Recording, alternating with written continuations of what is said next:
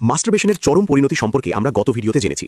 সাময়িক সময়ের সেই আনন্দ আপনার শরীরের ভেতরে নীরবে কি ভয়ঙ্কর ধ্বংসলীলা চালাচ্ছে তা কি আপনি জানেন?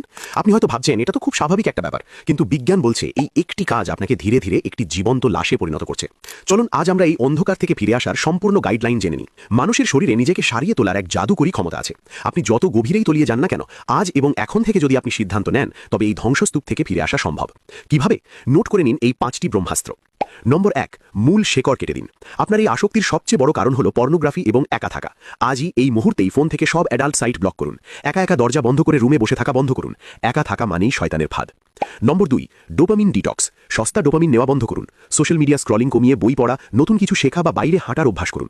প্রথম কয়েকদিন আপনার মেজাজ খুব খিটখিটে থাকবে, কিন্তু বিশ্বাস করুন কয়েক সপ্তাহ পর আপনার ব্রেন আবার সতেজ হতে শুরু করবে। নম্বর 3, হারানো পুষ্টি ফিরিয়ে আনুন। আপনার শরীর যা হারিয়েছে তা ফিরিয়ে দিতে প্রতিদিনের খাবারে ডিম, দুধ, কাঠবাদাম, মধু, কালোজিরে এবং খেজুর রাখুন। এগুলো আপনার শরীরের জিঙ্ক ও ক্যালসিয়ামের অভাব দ্রুত পূরণ করবে। নম্বর 4, শরীরকে মেশিনের মতো খাটান।